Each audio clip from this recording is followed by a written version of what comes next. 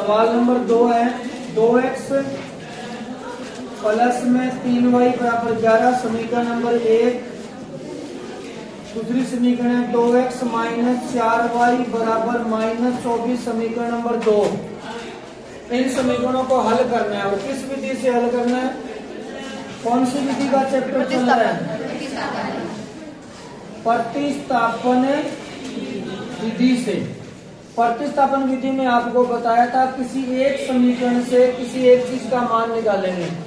तो एक बार मैं 2 नंबर समीकरण को वापस लिख रहा हूँ, या एक काम करो, इस समीकरण में 2 का भाग लग रहा है, हर जगह लग रहा है ना। 2 का भाग यहाँ लग सकता है, 4 में भी लग सकता है, 24 में भी लग सकता है। तो आप लोग पहले 2 का भाग करके इसको थोड़ा छोटा कर लो, हालांकि करना जरूरी नहीं है, कर सकते हो। तो मैं पहले 2 का भाग लगा रहा हूँ, भाग लगाऊंगा तो क्या बनेगा? यहाँ पर 2 का भाग लग गया, 4 में 2 का भाग लगेगा तो 2y और माइनस में 12। यहाँ से x का मान निकाल लो, किसका निकाल लो? और वो मान हमने 2 से निकाला है तो 1 नंबर में रख देंगे, समझ गए?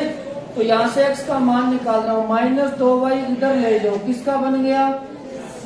प्लस का 2y और माइनस 12 इधर पहले से है ही, समझ में आया? ये माइनस 12 का माइनस 12 पड़ा है, माइनस 2y इधर आ गया, किसका हो गया?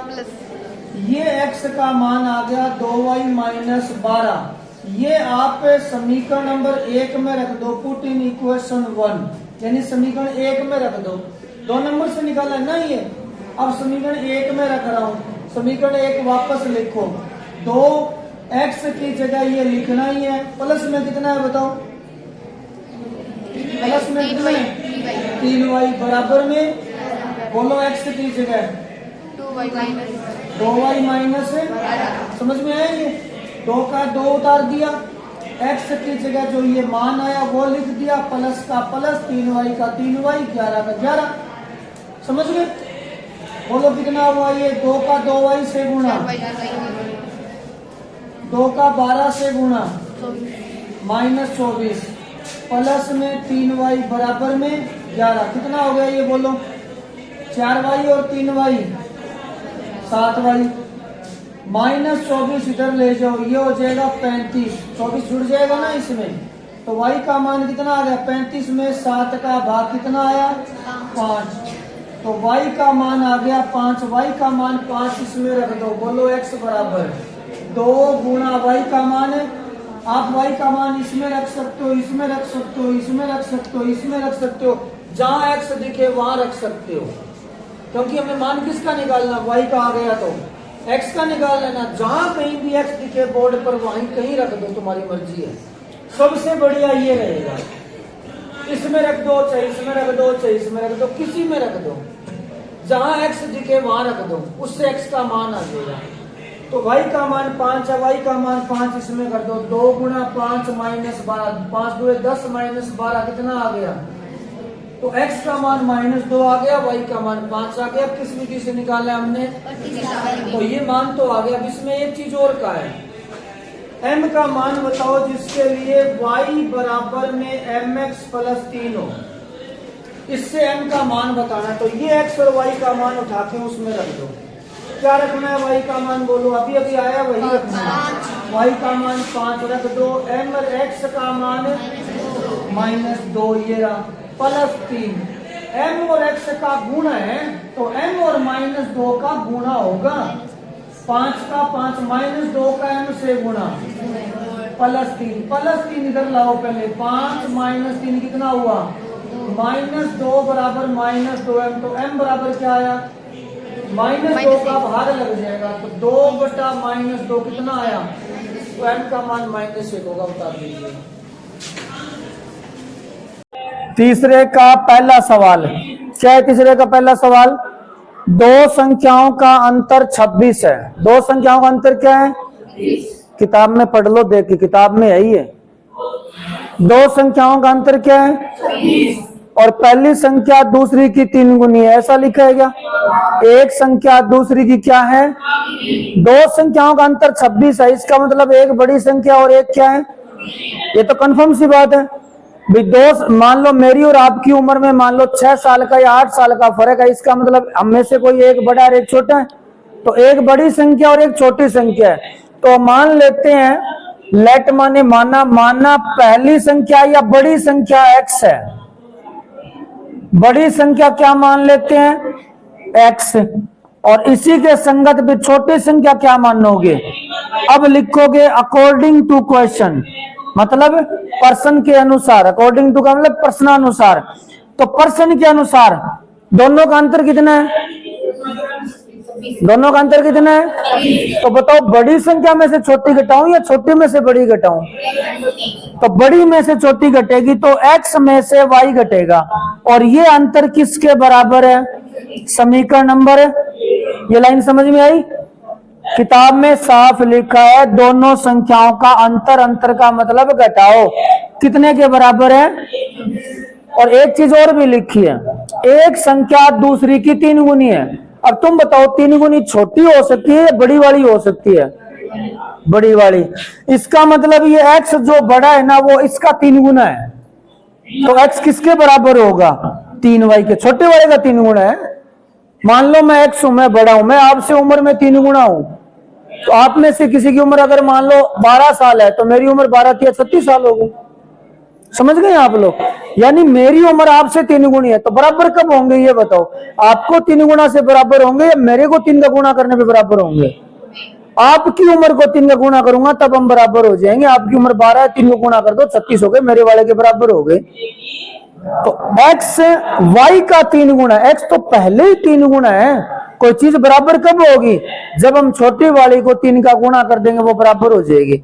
मान लो ये लाइन है x, ये 3 मीटर की है, ये छोटी लाइन है y, ये मान लो 1 मीटर की। अब बताओ यहाँ x y का कितना गुना है, x y का कितना गुना है, अब बराबर कब होंगे दोनों बताओ, इसको 3 का गुना करूं या इसको करूं, इसको, तो इसीलिए मैंने क्या लिखा, y को किसका गुना कर दिया और दोनों लंबाई में क्या हो गए बराबर। बात समझ में आ गई। अगर ऐसे नहीं समझ में आती है तो x y का 3 गुना है, जिसका 3 गुना हो, जिससे 3 गुना हो उसी को 3 का गुना कर दिया करो, ठीक है, पॉज करना इसको, जिससे 3 गुना हो ना उसी को 3 का गुना कर दिया करो। मेरी उम्र आपसे 3 गुनी, आपसे 3 गुनी, आपको 3 गुना कर दो बराबर हो जाएंगे। मेरी उम्र आपकी दुगुनी है, आपको दुगुना कर दो बराबर हो जाएंगे। बात समझ में आ गई। तो ये समीकरण नंबर 2।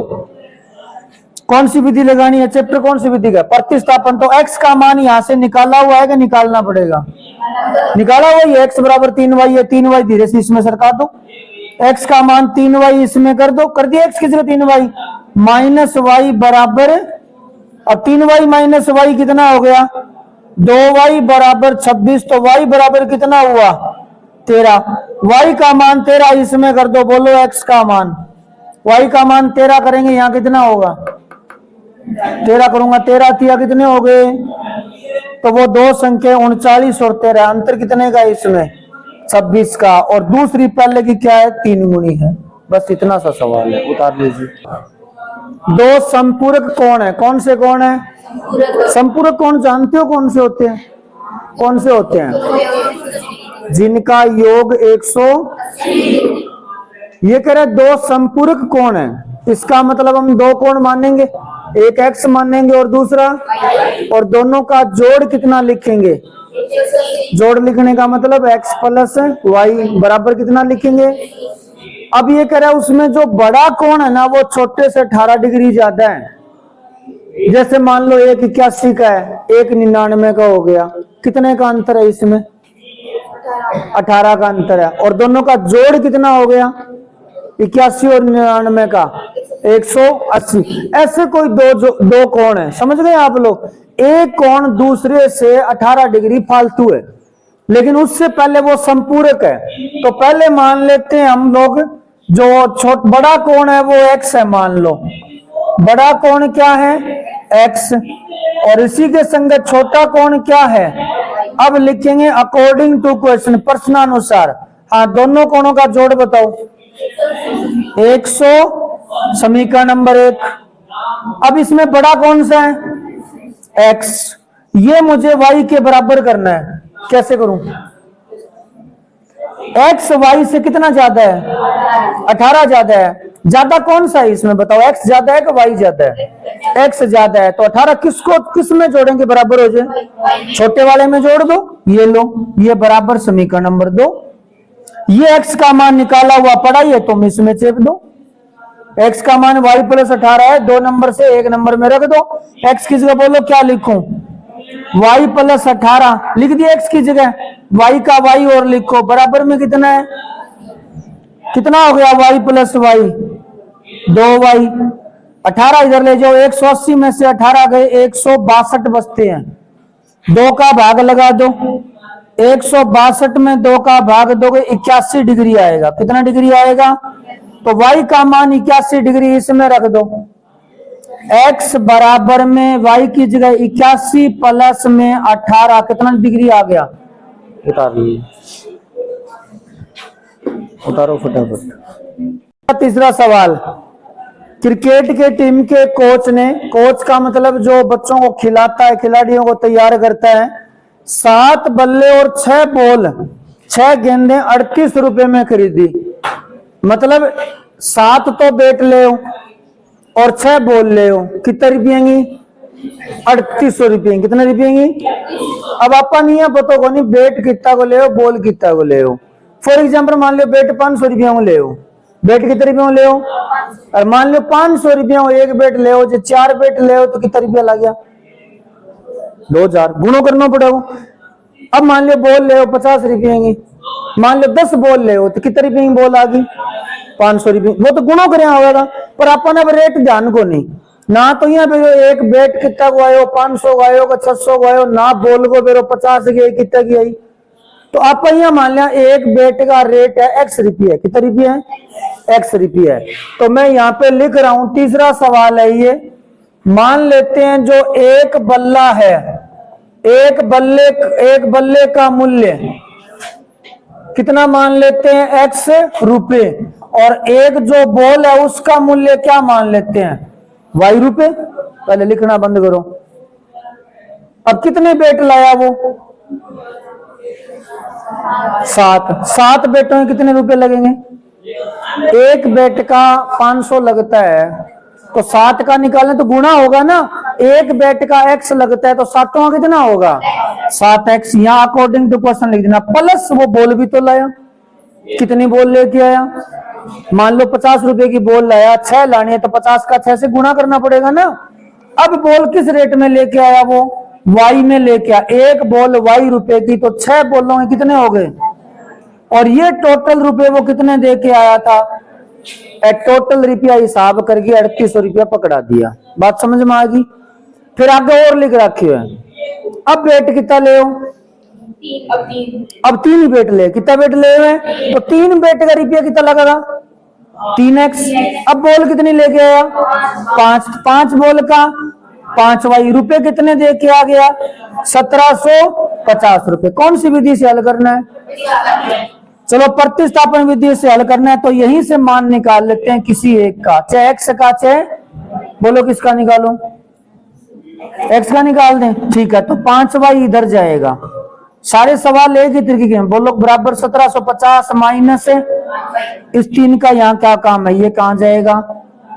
ये x का मान आप कहां रखोगे? बोलो 2 नंबर से तो निकाला है, 1 नंबर से रखना पड़ेगा। पुट इन इक्वेशन 1 लिख देना, या समीकरण 1 में रखने पर। ठीक है, हाँ 7 का 7। बोलो आगे क्या है? x की जगह क्या लिखूं? 1750 माइनस 5y बटा, आगे इसमें रख रहे हैं प्लस 6y बराबर। अब देखो 7 का गुणा केवल इन 2 को होगा, इसके साथ नहीं है। 7 का 1750 से गुणा करना ही पड़ेगा। 0 का 0, 5 7 35, हंसा लगी 3, 7 7 49 और 3 52, हंसा लगे 5, 7 एकम 7 और 5 12, माइनस 7 5 35 वाई बटे में कितना है? बोलो 3। ये 35 वाई है भाई, प्लस में 6 वाई बराबर में 3800। अब बटे में 3 है, ये कैसे हटाऊं? या तो 3 का गुणा कर दो 3 से बटे, या लघुत्तम ले लो। क्या करना है बोलो? चलो 3 का गुणा कर देते हैं। 3 का गुणा कर रहा हूं, या लघुत्तम ले लेना, एक ही बात है। इसके नीचे 1 मान सकते हो, 3 का गुणा है, लघुत्तम ले लेना। लघुत्तम क्या आएगा? 3 और 1 का लघुत्तम क्या आएगा? एक ही बात है, वो मैं 3 का गुणा कर रहा हूं, यहां 3 का गुणा करूंगा, ये 3 कट जाएगा, क्या बचेगा? 12,250 माइनस 35y। ये 3 गया ना बट्टे वाला, इसको 3 का गुणा करना है। उतारना बंद कर दे बेटा। कितना आएगा 3 का गुणा करेंगे तो? प्लस में कितना आएगा? 3 का गुणा नहीं आता क्या आपको? 18y। 3800 को 3 का गुणा करना पड़ेगा। चलो कर देते हैं। 0 0 8 तिया 24 हंस लगी 2 3 तिया 9 और 2 11,400। अब एक काम करो, 12,250 इधर भेज दो। y का मान निकालना, ये कितना हुआ? Minus 35y plus 18y minus का 17y। 11,400 माइनस 12,250 घटाओ, ये कितना आएगा? बचेगा तो माइनस में, ये तो कंफर्म है कि माइनस का जाता है। 0 से 0 गया, 10 में से 5 गया, 5 यहाँ कितना बचा? 3, 3 में से 2 गया 1, यहाँ 3 बच गया, 3 में 11 में से 3 में से 2 गया 1, गलत कर दिया। 12,250 में से 11,400 घटाना है। 0 5, 12 में से 4 गया 8, हंस लगी 1, बस 850 बचेगा। 850 किस में बचेगा? पहले इसमें से ये घटा दिया था। माइनस का 17y। बोलो y बराबर माइनस में 850 बटे माइनस 17, माइनस से माइनस गया 17 पंजी 85 होता है। y का मान कितना आ गया? 50, यानी वो बॉल 50 रुपए में लेके आया। कितने में लेके आया? 50 रुपए। अब y का मान ऐसी जगह रखो जहां आपको x दिख रहा हो। कहां दिख रहा है x? ये रहा, इसमें रख दो। बोलो x बराबर 1750 माइनस 5 गुणा y का मान 1750 माइनस 5 गुणा y का मान 50 बटे में कितना है? 3। 1750 माइनस 5 पंजा 25, 250 बटे में 3। 1750 में से 250 गए 1500, 1500 में 3 का भाग 500, यानी बेट भी वो 500 रुपए का लेके आया। उतार लीजिए बेट। 5 चौथा है कि 500 तीसरे का? तीसरे का। चौथा सवाल क्या है? एक नगर में टैक्सी का भाड़ा लेने का एक अलग ही सिस्टम है। तुम किताब में पढ़ो, मैं बता रहा हूं। एक नगर में टैक्सी का भाड़ा नियत किराए के अलावा अतिरिक्त चली गई दूरी के हिसाब से लिया जाता है। इसका क्या मतलब है? सुनो, इसका मतलब है, मान लो आप बाजार में जाओ या जयपुर जाओ और वहां आपने एक टैक्सी किराए पे ली, तो उसने जो किराया बताया उसका सिस्टम क्या है? नियत किराए के अलावा अतिरिक्त चली गई दूरी का भाड़ा सम्मिलित किया जाता है। इसका मतलब है नियत किराया प्लस जितनी दूर आप गए उसका अलग किराया। मतलब ये है कि आपने टेम्पो वाले से पूछा कि भी किराया लेने का क्या सिस्टम है, तो उसने बोल दिया 5 रुपया तो फिक्स है, तो लगेगा टेम्पो पकड़ रखियो, पकड़ रखते 5 रुपया लग गया थारा। बिंग बाद में ते कितना किलोमीटर जाओ बिंग न्यारो हिसाब है, 5 रुपया तो फिक्स है, ठीक है। बिंग अलावा मान लो 8 किलोमीटर गया, बांगा लगेगा 10 रुपया रेट का हिसाब, 10 8 80 रुपया हो गया। 80 प्लस में 5 रुपया फिक्स हो, वो 85 रुपया लगेगा। बात समझ में आई? अब मान लो फॉर एग्जाम्पल 12 किलोमीटर गया तो 5 रुपया फिक्स है, तो बिन देना ही पड़ेगा। बेटा भी मैया मान लो सीट पर बैठना है, बिंगा बाद में तेल कितना किलोमीटर बढ़े, बिंगा 10 रुपया के हिसाब ले। अब 12 किलोमीटर गया तो कितना रुपया देगा? 12 दाया 120 और प्लस में 5 एक्स्ट्रा। समझ में आ गई बात? तो यानी बन एक्स्ट्रा अलग फिक्स कर रखे हुए, बिंगा बाद में कितना किलोमीटर चलो बेंगो अलग कर रखे है। इन्हें बोला है नियत किराए के अतिरिक्त चली गई दूरी के हिसाब से भाड़ा, नियत किराया प्लस अतिरिक्त आप कितना चले हो उसके हिसाब से। अब अपन ना तो नियत बेरो 5 रुपया है कि 10 रुपया है, ना अपन यहाँ पतो का प्रत्येक किलोमीटर की तो है, तो आप दोनों ही मान लेंगे। तो नियत किराया क्या मानेंगे बोलो? मान लेते हैं जो उसका नियत किराया है, नियत का मतलब फिक्स है, वो क्या मान लेते हैं? जो मैं आपको एग्जांपल दे रहा था कि 5 रुपया मान लो आपने, समझिए 20 हिसाब हूं। और प्रति किलोमीटर का किराया कितना है? प्रति किलोमीटर का किराया ये क्या मान लेते हैं? अब सवाल के अंदर यहाँ लिख रहेगा 10 किलोमीटर जाना 105 रुपया लगे। देखो लिखी रहेगी 10 किलोमीटर जाना कितने रुपया लगे? अब अपना हिसाब लगाओ, 10 किलोमीटर गया आज x रुपया तो चढ़ता ही लग गया, वो तो नहीं है सारा लगेगा। अब 10 किलोमीटर किराया अपने हिसाबों कितना होना चाहिए? 1 किलोमीटर कितना है? 1 किलोमीटर के हो प्रति किलोमीटर कितना है? तो 10 किलोमीटर को तन बताया ना मैं गुणा कर करके 8 किलोमीटर जाओगा तो 80 लगेगा, 12 किलोमीटर जाओगा तो 120 लगेगा, वही तो हिसाब है। तो अब थे मान लो 10 किलोमीटर गए हो, किताब में कितने किलोमीटर को लिखे रहे हैं? तो 10 किलोमीटर किराया कितना हो गया? 10 वाई और ए रुपया बन कितना दिया? 105। समीकरण नंबर 1 समझ में आई बात? ये 100 के मतलब है बताओ? वो तो नहीं है फिक्स है। 10 वाई के मतलब है 10 किलोमीटर दूरी है, वाई रुपया 1 किलोमीटर को है, तो 10 किलोमीटर को 10 वाई हो गया। समझ में आई बात? रुपया कितना दिया बन सारा? दूसरी कंडीशन देखो कि है अब कितना किलोमीटर जावे? 15 किलोमीटर। कितना किलोमीटर जावे? 15 किलोमीटर नियत है वो तो सारा 100 ही लगेगा। अब 15 किलोमीटर कितना लगेगा? 15 वाई बराबर रुपया कितना दिया? एक चीज नोट करी गया 155 रुपया लगे, मैं लिख दिया। एक चीज नोट करी गए, वो आदमी 10 किलोमीटर की वजह 105 रुपया दे गए हो, मैं मारवाड़ी में पढ़ा रहा हूँ।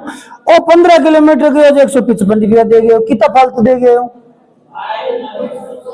50 रुपया फालतू दिया भाई। एक तो गयो 10 किलोमीटर, एक गयो 15 किलोमीटर, 5 किलोमीटर तो फालतू गए हो, रुपया कितना फालतू दे दिया? यानी 5 किलोमीटर कितना रुपया हो गया? 1 किलोमीटर कितना हो गया? 1 किलोमीटर का 10 रुपया लगना रहे हैं, कितना लगे? तो 1 किलोमीटर का 10 रुपया लगा, 10 किलोमीटर कितना लगना चाहिए? 105 किया होया 5 एक्स्ट्रा है। बात समझ में आई?